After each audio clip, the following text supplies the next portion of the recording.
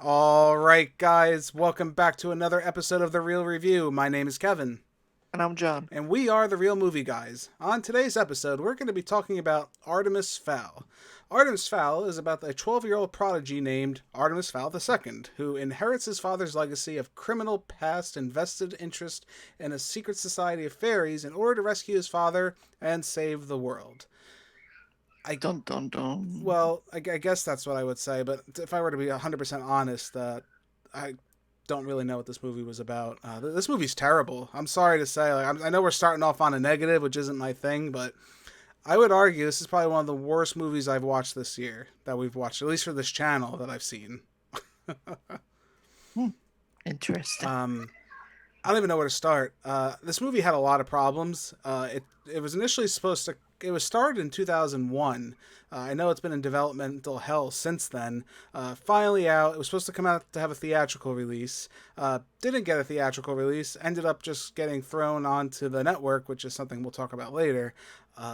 This movie's had a terrible journey. And as someone who actually did read the books when he was younger, I was looking forward to this.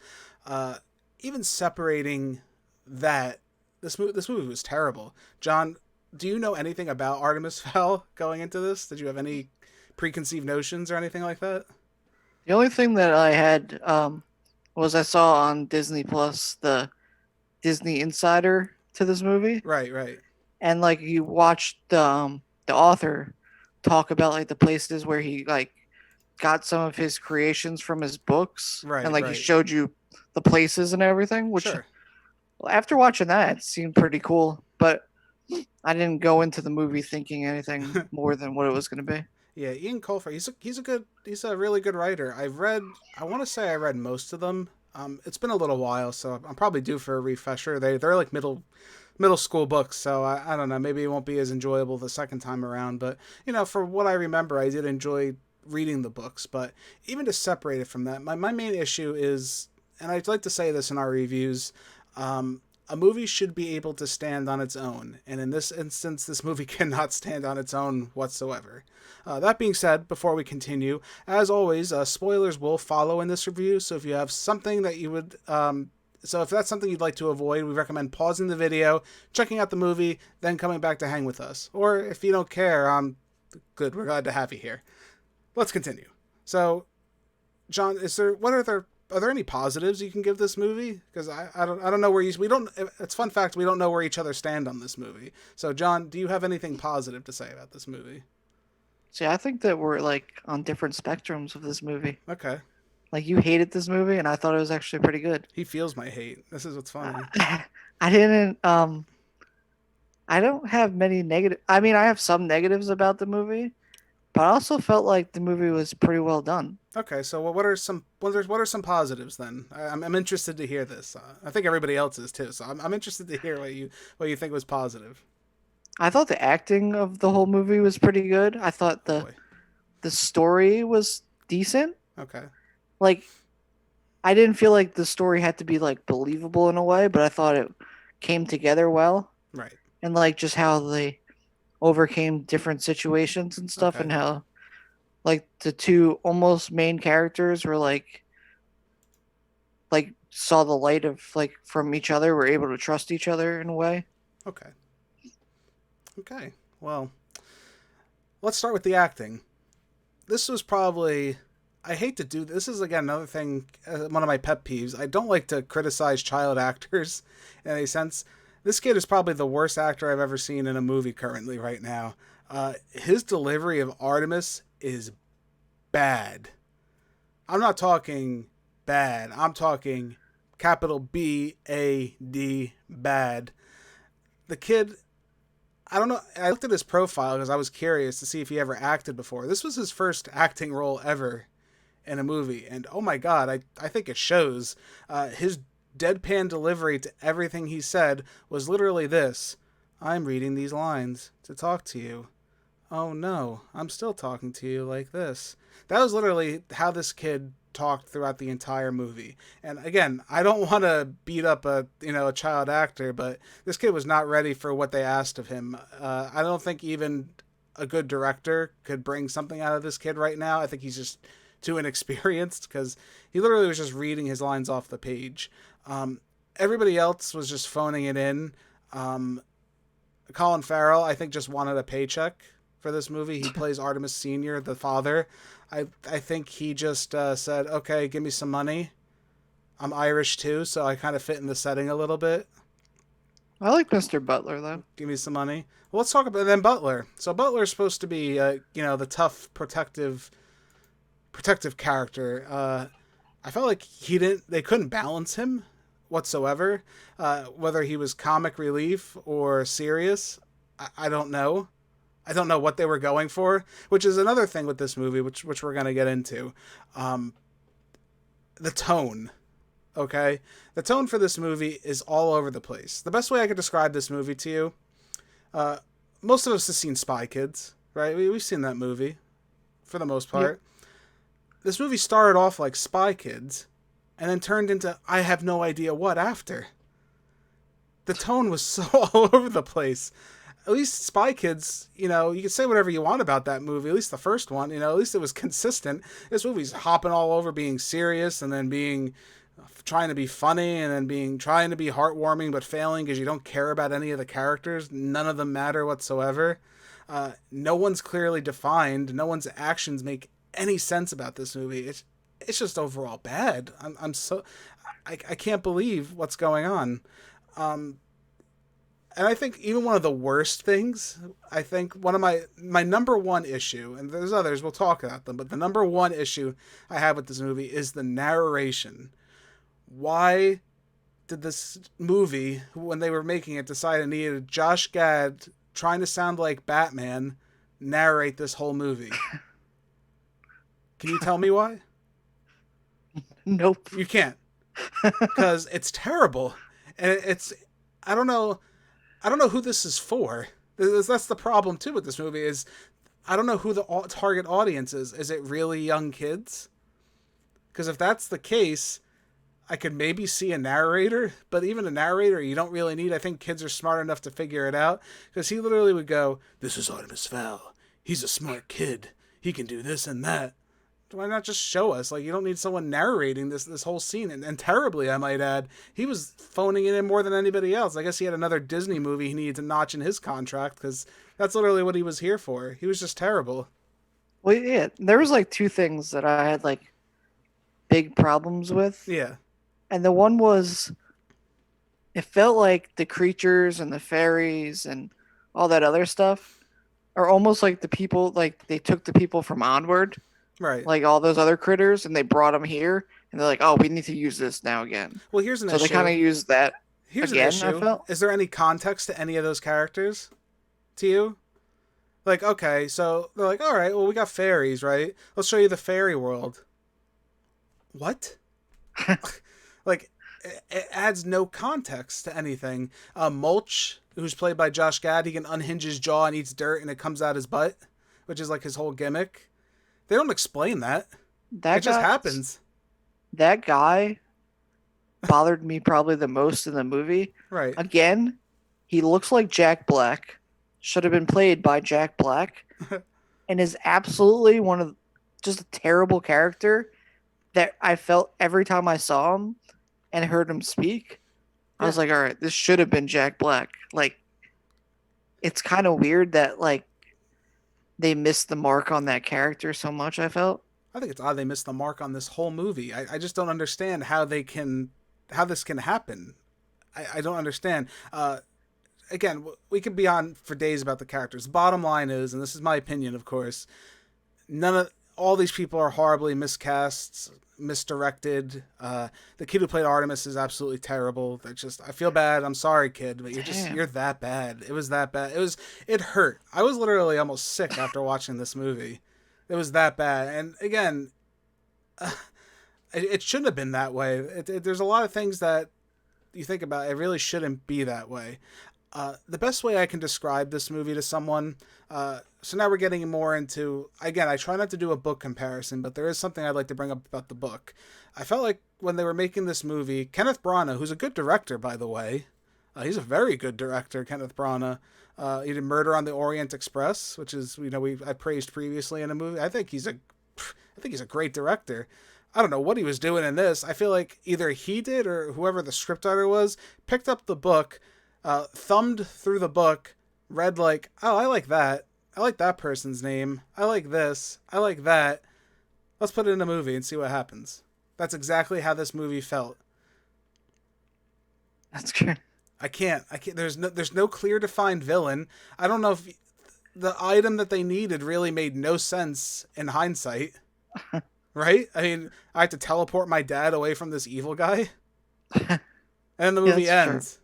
It's like, what the hell is this crap? The CG's terrible. Even the practical effects are terrible. There's a scene in the movie where they show the fairy world and they have people walking. They have like, fairy people and, different magical people walking. Their makeup's like falling off. I could see like the lines. I'm like, come on, guys. Like, really? It's bad enough you're using all this terrible CG. That's probably where 90% of your money went to, was the CG effects. But other than that, it's just everything. The practical stuff looked terrible. I've seen friggin' cosplayers make better stuff. It's really disappointing. But like I said, I keep spinning out. I want to talk about the book. So John, what do you know? Do you know anything about the book? No clue. Okay.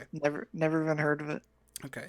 So before I get into that, my review is not based off the book at all. My review is based on what I watched, and what I watched was utter trash, and it's a shame. It really is. The book, on the other hand, is actually really good. The book depicts Artemis Fowl he's a criminal mastermind. He's young. He's a criminal mastermind. He needs to, it's pretty much the best way to explain what Artemis Fowl is. It's Die Hard with fairies. That's what it is. Oh. So essentially you have Artemis Fowl is playing the villain, and then you have Holly Short is playing the John McClane, trying to break out of the mansion, essentially. And I think Disney was really afraid to pull the trigger on making a kid a villain.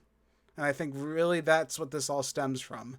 Because even in some of the earlier talks, when they talk with Kenneth Branagh and stuff, he does speak about where he says, we reshaped him. He's not really the bad guy this time. And it shows that they don't want to make this kid a bad guy whatsoever. In the book, everything's explained. He finds out about the fairies. He steals this book, and he learns all about everything about the fairies. That way he can try and he kidnaps Holly, and he's going to ransom her off, and they're trying to break into the building, and they can't get in. He's just murdering fairies, and like they're trying, again, it's similar. It has those aspects, but none of the motivations make sense. They're just so afraid to pull the trigger on having a kid villain. Yet they have the audacity at the end of the movie to have him say, "My name's Artemis Fowl. I'm a criminal mastermind." Well, the weird thing... But he wasn't a criminal mastermind. How is he a criminal mastermind? It made no sense. You want to call him that, but you don't want to show him doing bad things. Granted, it's harder to sympathize with a character who's evil, but in the book they're able to convey that he's still a good person. What he's trying to do is he's trying to extort money from the fairies because he wants to help his mother, who's ill, and they just kill her off in this movie for whatever reason. This is a pure case of, I understand changing some things to appease an audience and make something better, to elevate material. In this case, just follow the damn book. The damn book was written well enough. You didn't need to change anything. Or you can change something, but the overall story was written well enough that you could have entertained a new audience by giving us something different. Artemis Fowl as the villain would have been great, because this kid doesn't come across like anything. It just comes like a kid who can't act. That's all he comes across as. Well, and like with you saying that too, that he's supposed to be like the villain or whatever and stuff. Yeah. I felt like he was supposed to be like a good guy in this whole movie. Like they portrayed him as a good guy. They made everything that he did like as a good guy would do. Yeah, that's what's wrong. And he was never like Holly a Short villainous character. Holly Short hates him, and in the book they don't really become friends maybe until like the third or fourth book, and even that's like an uneasy alliance because he friggin' kidnaps her, and he essentially tortures her in a way, and then Butler still again, we talked about spoilers. Butler dies in the movie. It doesn't really die in the movie. He almost dies. In the book, he flat out dies, but Holly, not wanting anyone to die, saves his life, and it's impactful because she's helping the enemy, because she's a police officer, so she still wants to do her duty to help. This movie had no. It was just like, oh, Butler's dying. What are you gonna do, Holly? I can't save him. I have no magic right now. Flies in, saves. It's a mess. This whole movie's a mess. It shouldn't exist. It really shouldn't. And that brings me to my final point about this. This movie's on Disney Plus. Now, with everything going on, Disney decided not to put any of their other movies on Disney Plus, but for some reason decided that Artemis Fowl was suitable to put on a streaming service. I would call that foreshadowing of what this movie really had to offer to everyone. What would you say, John? Yeah, I agree. I also feel though, I feel like this movie doesn't have like the name value though either. Of like all the movies that they have coming out, with all those movies that are going to be in like Yeah. theaters and stuff when they come out, Yeah. I feel like having this movie compete against one of those movies in theaters is going to be worse than just releasing it out on your subscription service And too. I think no matter what, they were going to lose money. Honestly, they were going to lose anything that was put into this. They were going to lose as soon as it hit the theater. Word of mouth, just from other things I've heard and seen, is terrible. It stands. It stands to reason that this is the reason why this is just terrible. And I think Disney knew that. I think Disney knew they were putting out crap. And it's just not acceptable. I mean, even some of the worst movies I can find a positive in. Unfortunately for this movie, I couldn't. So with that being said, my final review for Artemis Fowl, I'm giving Artemis Fowl my first ever F. Whoa. F. I'm sorry, I couldn't find anything redeeming. And again, Fantastic. this is not F for foul, and literally puts the foul in Artemis Fowl. I really wanted to find something I liked about this movie. I couldn't. It's a Spy Kids turns into Men in Black with a little bit of Kingsman, the Secret Service, all these big blockbuster movies sprinkled in there, and just, again, not even considering the original source material, this movie made absolutely no sense. It was a mess. They, for whatever reason, the ending leads you to believe that they're going to do a sequel, or they want to do a sequel. I find that that'll never happen.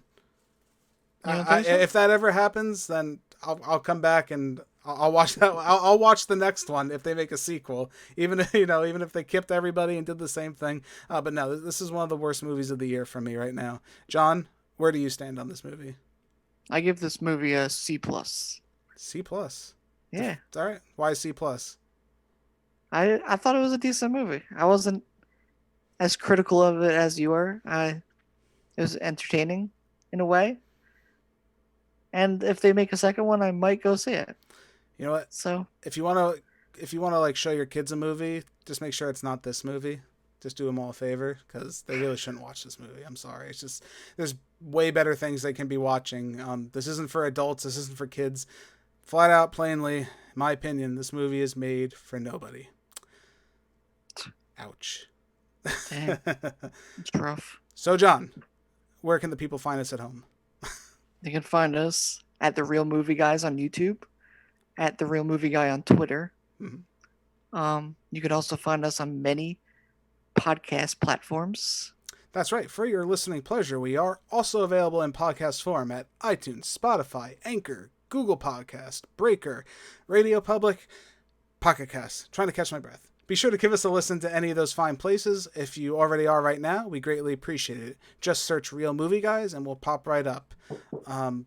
Thank you all so much again for joining us for this episode of The Real Review. My name's Kevin. This guy over here, he's John. We are The Real Movie Guys. Real guys, real movies, real thoughts. We'll catch you next time. See ya!